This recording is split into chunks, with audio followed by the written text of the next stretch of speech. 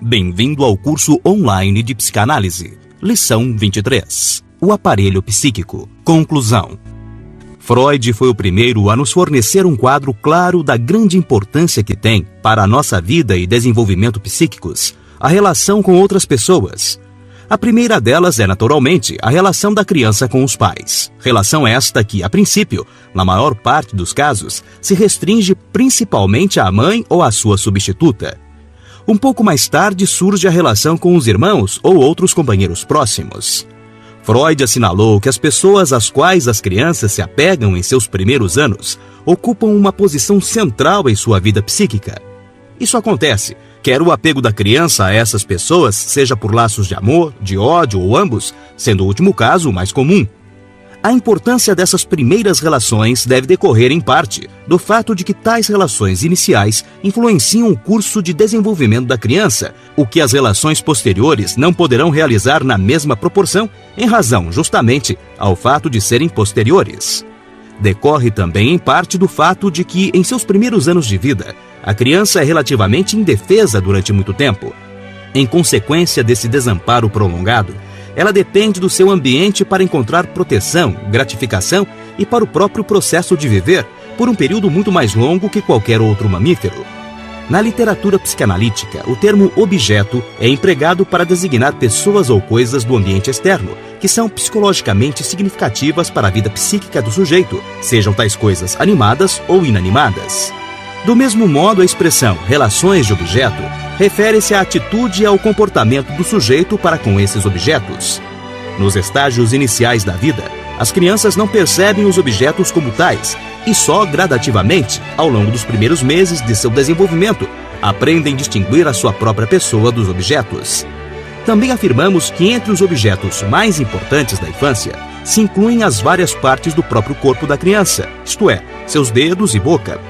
Eles são extremamente importantes como fontes de gratificação, razão pela qual admitimos que os representantes psíquicos desta parte do corpo são altamente catequizados.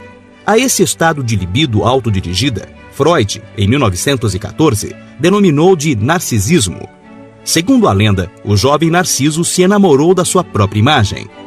Em geral, emprega-se o termo narcisismo para indicar pelo menos 3 coisas diferentes, embora relacionadas quando se aplica a um adulto. Uma hipercatequisia do eu, uma hipocatequisia dos objetos do ambiente, uma relação patologicamente imatura com esses objetos. Quando se aplica o termo a uma criança, naturalmente, indica em geral o que consideramos como um estágio normal ou característico de desenvolvimento inicial. Deve-se acrescentar que Freud acreditava que a maior parte da libido permaneceria narcísica, isto é, autodirigida por toda a vida. Assim, podemos dizer que a libido do objeto deriva da libido narcísica, e a ela pode retornar se mais tarde, por qualquer razão, o objeto for abandonado. Podemos dizer então que a atitude da criança para com os primeiros objetos é uma atitude egocêntrica. A princípio, a criança só se interessa pelas gratificações que o objeto proporciona. No começo, o objeto só é catequizado quando o bebê começa a sentir alguma necessidade que pode ser satisfeita pelo objeto ou por meio dele, e que de outra forma, psiquicamente, inexiste para o bebê. Supomos que só gradativamente desenvolve-se uma relação contínua com o objeto, ou em outras palavras, a criança paulatinamente desenvolve interesse pelos objetos de seu ambiente, o qual persiste mesmo quando ela não está procurando prazer ou gratificação por intermédio dos mesmos. Inicialmente, a mãe só desperta o interesse do bebê quando ele tem fome ou dela necessita por alguma razão. Porém, mais tarde, na primeira e na última infância, a mãe é psicologicamente importante de maneira contínua e não mais apenas ocasional. Estes primeiros objetos são chamados de objetos parciais. Com isto, podemos dizer, por exemplo, que só depois de muito tempo a mãe existe para a criança como um objeto total. Antes disso, seu seio ou a mamadeira, sua mão, seu rosto, consistem cada um como objetos separados na vida psíquica da criança. Podem bem ser que mesmo aspectos diferentes do que fisicamente constituem um único objeto sejam também para a criança objetos distintos e não unidos ou relacionados. Por exemplo, o rosto sorridente da mãe pode ser inicialmente para a criança um objeto diferente de seu rosto zangado ou amuado. Sua voz carinhosa é um objeto diferente da voz que ralha, etc. E pode ser que somente depois de algum tempo esses dois rostos ou essas duas vozes sejam percebidos pela criança como um único objeto. Acreditamos que só se desenvolve uma relação de objeto contínua na última parte do primeiro ano de vida. Uma das características importantes dessas primeiras relações de objeto é seu alto grau do que chamamos ambivalência.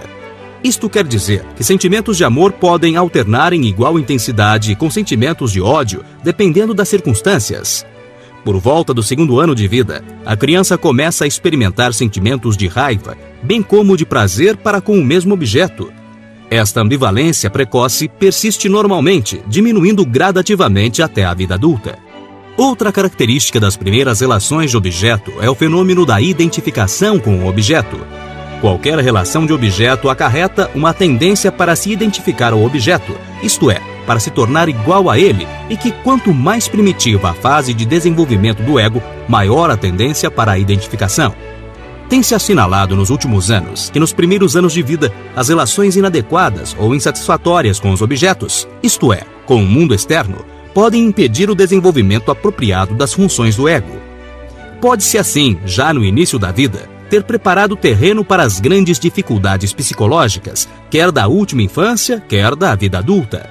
As primeiras fases das relações de objeto que até aqui procuramos caracterizar são chamadas como relações de objeto pré-genitais, ou às vezes, mais especificamente, como relações de objeto anais ou orais. Na literatura psicanalítica, as relações de objeto da criança denominam-se conforme a zona erógena, que no momento esteja desempenhando o papel mais importante na vida libidinal da criança. São os impulsos e talvez, principalmente, o impulso sexual que procuram os objetos em primeiro lugar, pois é exclusivamente por intermédio dos objetos que se pode atingir uma descarga ou gratificação.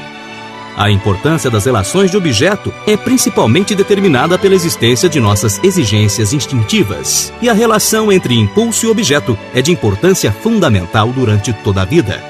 Quando a criança tem de 2 anos e meio a 3 anos e meio, inicia as relações que habitualmente se convergem nas relações de objeto mais intensas e decisivas de toda a sua vida. Do ponto de vista dos impulsos, como já falamos no módulo 2, a vida psíquica da criança passa, nesta idade, do nível anal para o nível fálico. Isto significa que, daí por diante, os desejos e impulsos principais que a criança experimenta em relação aos objetos de sua vida instintiva serão impulsos fálicos. A fase fálica é diferente das que a antecedem, quer no que diz respeito ao ego como aos impulsos. Quando se trata do ego, porém, as diferenças decorrem do desenvolvimento progressivo das funções do ego que caracteriza toda a infância e, mais particularmente, os primeiros anos, enquanto as modificações na vida instintiva, isto é, no id, da fase oral, a anal e a fálica, devem-se principalmente, pensamos nós, às tendências biológicas herdadas. O ego da criança de 3 ou 4 anos é mais experiente, mais desenvolvido, mais integrado e, consequentemente, diferente sob muitos aspectos do ego da criança de 1 ou 2 anos. Nessa idade, a criança não mais possui relações parciais de objeto, se seu desenvolvimento foi normal. Assim, por exemplo, as diversas partes do corpo da mãe, seus diferentes humores e seus papéis contraditórios são todos reconhecidos pela criança dessa idade como compondo um único objeto chamado mãe. Além do mais, as relações de objeto da criança adquirem, por esta época, um alto grau de estabilidade. As relações de objeto mais importantes na fase fálica são as que se agrupam sob o complexo de Édipo. Realmente, o período de vida de cerca de 2 anos e meio a 6 anos é chamado fase edipiana ou período edipiano. As relações de objeto que abrangem o complexo edipiano são da maior importância, tanto para o desenvolvimento mental normal quanto para o patológico. Freud considerou os acontecimentos desta fase da vida como, de fato, muito importantes. Parece provável que as ocorrências do período edipiano tenham um significado crucial para a maior parte das pessoas e de enorme importância para quase todos. Ao longo dos primeiros 10 ou 15 anos deste século, tornou-se evidente que o complexo de Édipo não era uma característica apenas da vida mental inconsciente dos neuróticos, manifestando-se também em pessoas normais. A existência de tais desejos na infância e os conflitos aos quais dão origem é, de fato, uma experiência comum a toda a humanidade. É verdade, como muitos antropólogos tornaram claro, que as culturas diferentes da nossa apresentarão diferenças consequentes em relação à vida mental e aos conflitos da infância. Mas a melhor evidência de que dispomos no momento indica a existência de impulsos incestuosos e parricidas e de conflitos circundantes em todas as culturas que conhecemos. O complexo de Édipo, de maneira mais sumária, é uma atitude dupla em relação aos dois genitores. De um lado, o desejo de eliminar o pai odiado de forma ciumenta e até lhe tomar o lugar em uma relação sensual com a mãe. De outro lado, o desejo de eliminar a mãe, também odiada com ciúmes, e de lhe tomar o lugar junto ao pai.